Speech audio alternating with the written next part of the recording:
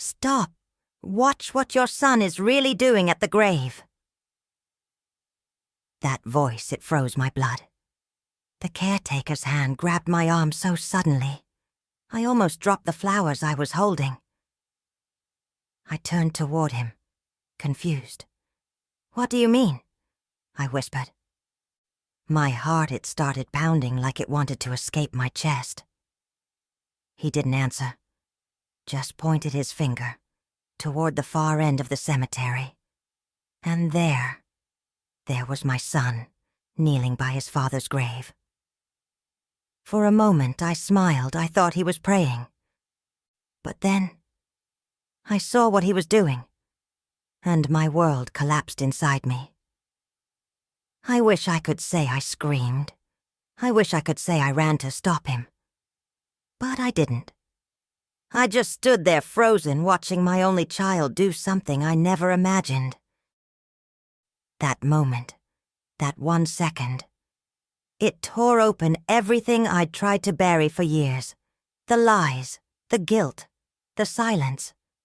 You see, people think pain fades with time, but it doesn't. It just learns to hide. My name is Evelyn. I'm 60 years old, and I've spent half my life pretending I was okay. But that day at the grave, I realized the truth always finds its way back. I wasn't just a mother watching her son mourn. I was a woman facing every mistake she ever made. And now, if you're listening, I need to tell you everything, before it's too late. You know, people always say, you never forget your first love. And they're right, because my first love became my husband, and my biggest heartbreak. His name was Charles. Tall, smooth-talking, with that kind of smile that made you forget the world was ever cruel. He wasn't perfect. Lord knows he wasn't. But when he looked at me, I felt like I mattered. Like maybe love could fix everything broken inside me. We got married young. Too young to understand what forever really means. I was 21, full of dreams, and he had a way of turning every promise into poetry. I believed him. Every word, every lie. Our first years were sweet. Small apartment, little furniture, big hopes. We laughed through dinners of instant noodles and cheap wine. We dreamed about a house with a porch and a swing, and when I found out I was pregnant, I thought life had finally smiled at me. But Charles, he wasn't ready. The night I told him, he just stared at the wall. Didn't say a word. Then he went out and didn't come back till morning. That was the first time I felt it, that quiet fear a woman feels when she realizes she might have to face life alone. Still, I told myself it would be okay. I told myself he loved me, even when he started coming home late, smelling like cologne that wasn't mine. I stayed, because love makes you stubborn, because I thought if I just loved him harder, he'd remember who we were. Years went by. Our son, Marcus, was born, and for a while I thought that baby saved us. But love built on silence can't hold forever. Sometimes I wonder if Marcus saw more than I realized. The fights, the cold shoulders, the nights I cried in the bathroom with the water running, so he wouldn't hear his mama break. I didn't know it then, but every secret I kept to protect him was already shaping the man he'd become. Charles died on a rainy Thursday. The sky was gray, heavy, like it knew it was about to break with me. He was driving home from work. They said it was an accident. A truck lost control on the highway. But deep down, I always wondered if it was really just an accident, or if he'd been running from more than the road. I remember standing by that hospital bed, holding his hand still warm, like he might wake up and smile at me. But he didn't. The machines kept beeping, and I kept praying. And then, there was only silence. Marcus was 12. Too young to understand, too old to forget. He stood there at the funeral, stiff as stone, not a single tear. I tried to hold him, but he just pulled away and said, "I'm fine, Mama." Those words, they cut deeper than anything, because I knew he wasn't fine. He just didn't know how to break like I did. After the funeral, the house became too quiet. No laughter, no music. Just two people walking through rooms filled with ghosts. I tried to talk. He answered with silence. And that silence grew roots. It filled every corner of our lives. Sometimes I'd find him sitting in his room, staring at his father's picture. Other times, he'd sneak out at night, say he was going to think. I didn't ask where. I was too scared of the answer. Grief does strange things to people. Some cry, some pray. Me, I cleaned. I scrubbed the house till my hands bled, as if I could wash away the emptiness. But Marcus, he changed. His eyes grew older than his age. There was a kind of anger in him, quiet, cold. The kind that doesn't shout, it just waits. Looking back now, I realize that's the day the silence truly began. Not when Charles died, but when Marcus stopped talking. When Marcus turned 16, he stopped calling me Mama. Just, Mom. Like one syllable could build a wall between us. He grew taller, stronger, but his eyes got darker. Sometimes I'd catch him looking at me, like he was searching for something I'd stolen from him. Maybe he thought I took his father away. Maybe part of him was right. I tried to love him louder. Cooked his favorite meals, waited up at night when he was out late. But he just came home quieter each time. His room smelled like smoke and secrets. Once I found a bottle under his bed, whiskey, half empty. I held it in my hands for a long time, thinking about Charles, how the same smell used to fill our house before every fight. I didn't yell. I didn't cry. I just walked out of his room, sat on the porch, and watched the sky turn black. Because sometimes silence feels safer than another argument. Teachers called, said he skipped classes, fought with other kids. I went to the school once. They said, "He's angry, Mrs. Harris. We think he needs help." Help? I didn't even know where to begin. I tried church. I tried talking. But every word I said seemed to make him colder.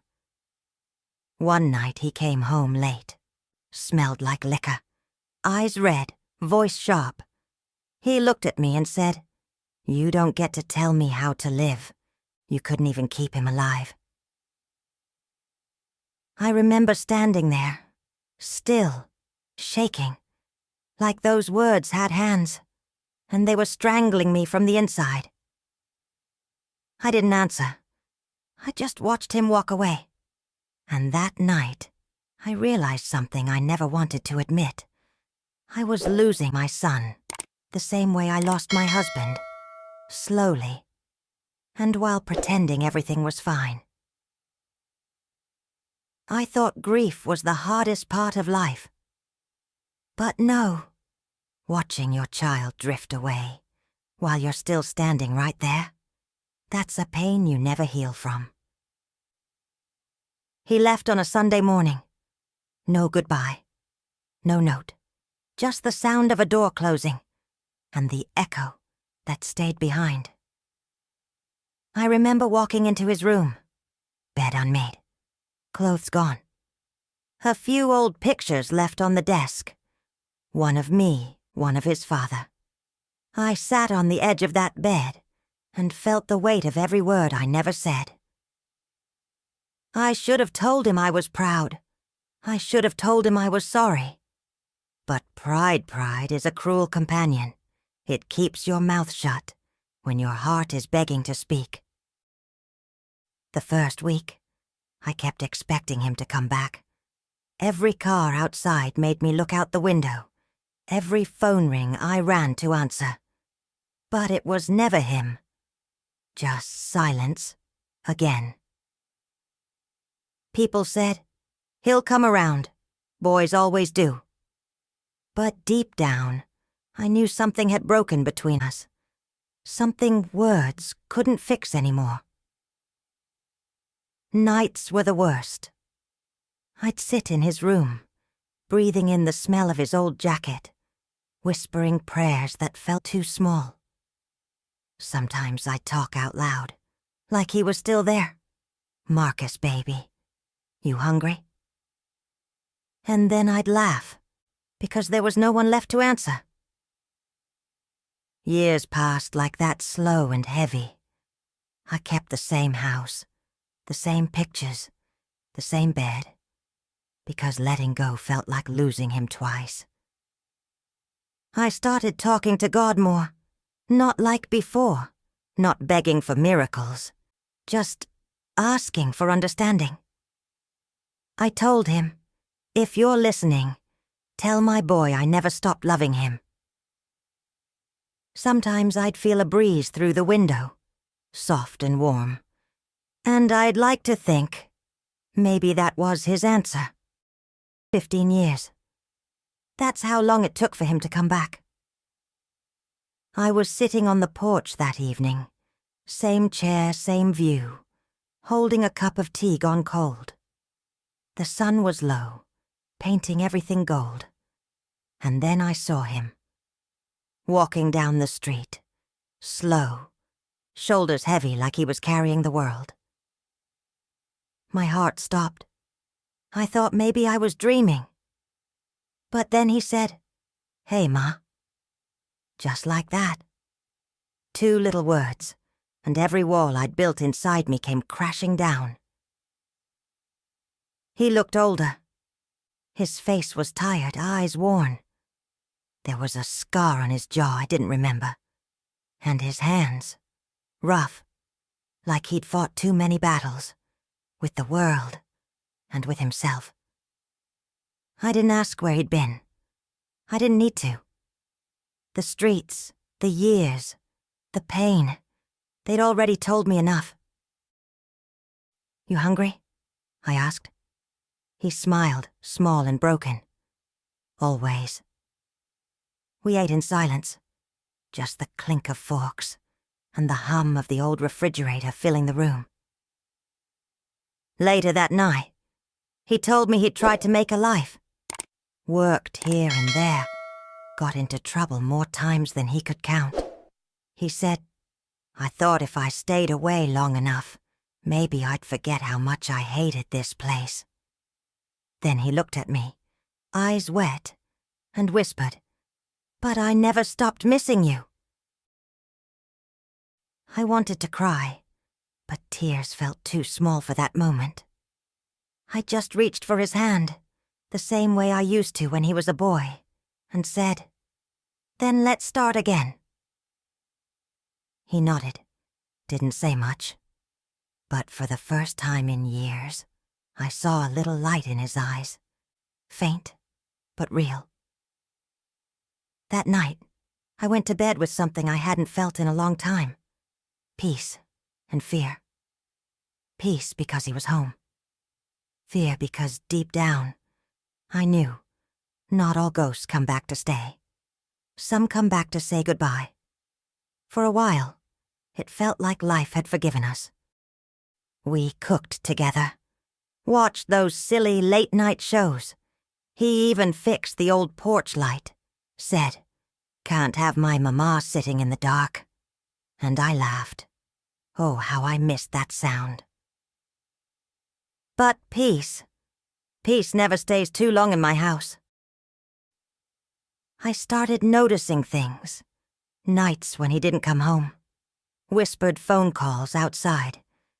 His eyes, always looking past me, like he was listening to something I couldn't hear. One night, I heard the front door creak open at 2 a.m. He thought I was asleep.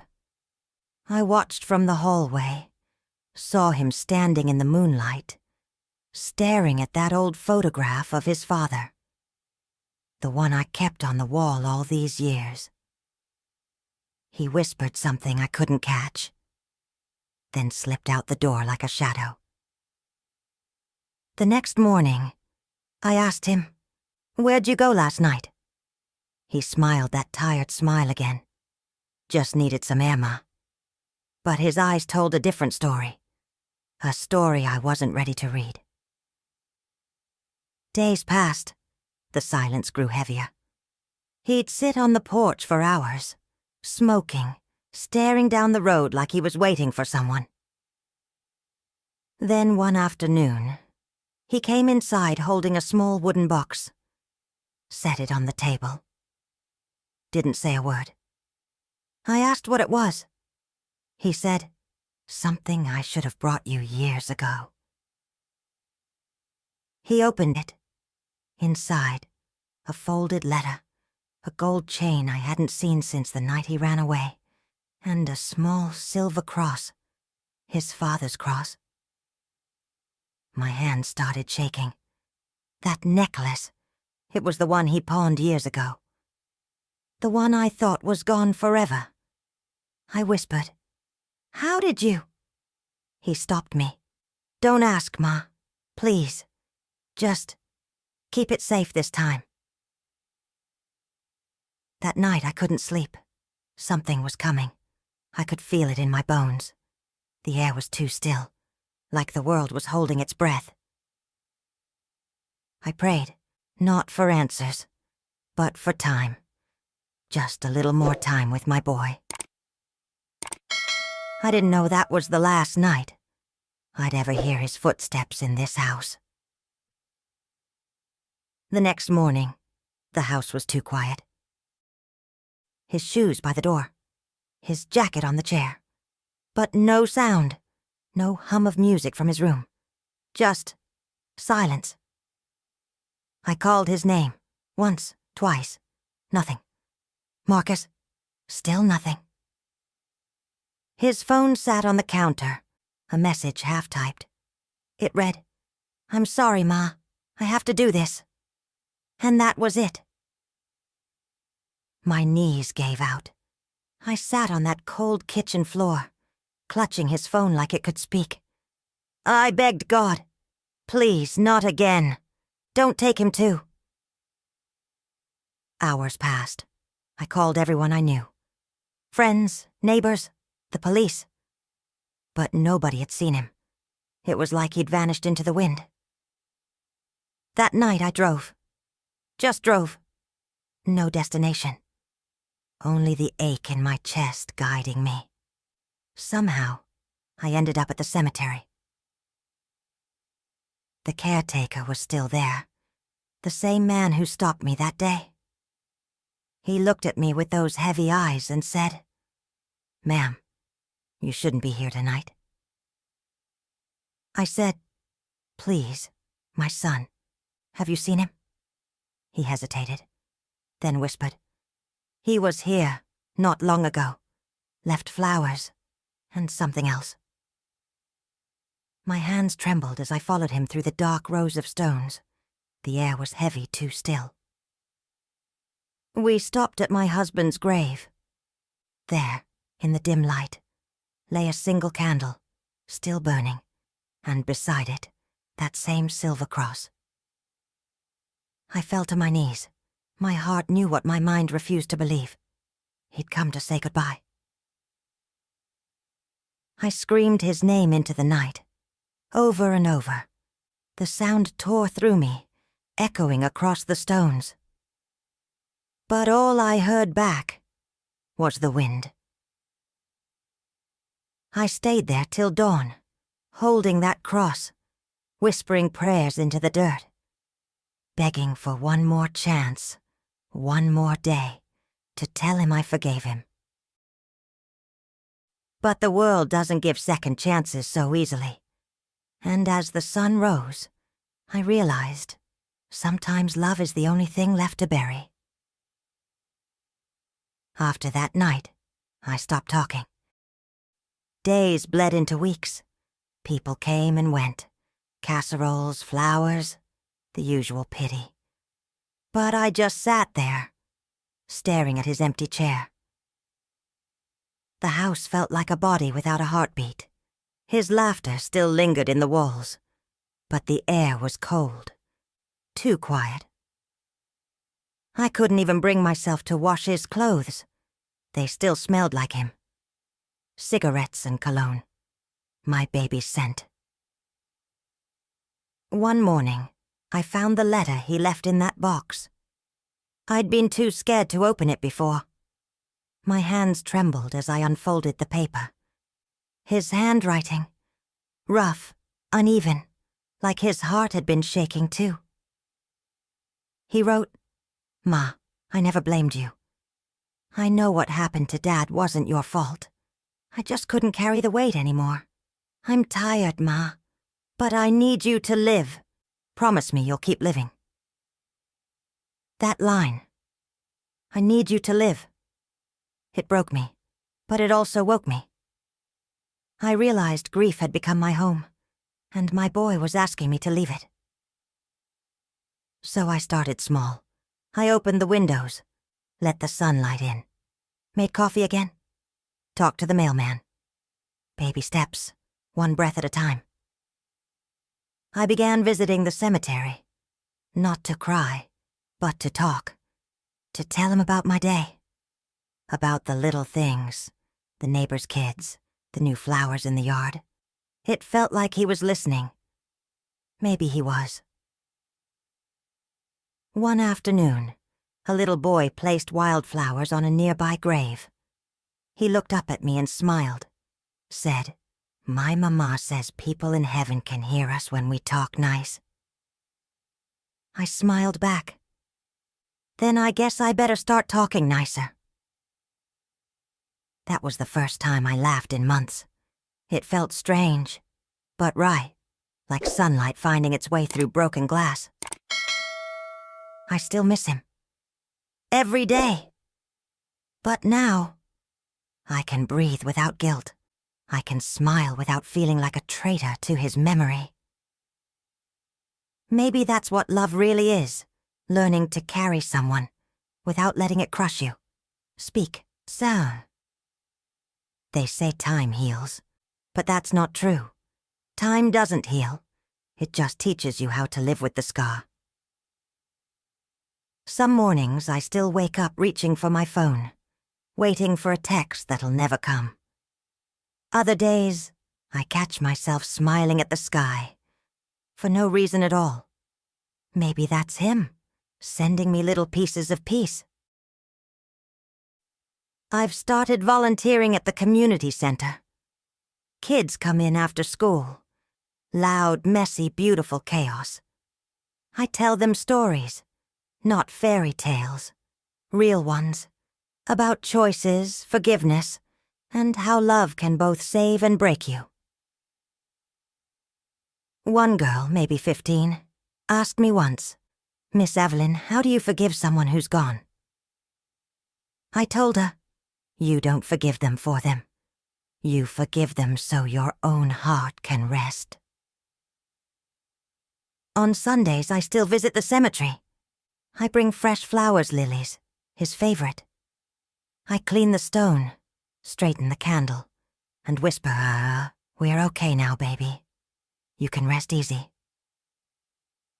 Sometimes I feel a breeze right after that, soft and warm, like a hand brushing my cheek. Maybe it's just the wind. Maybe it's him. Either way, it feels like love.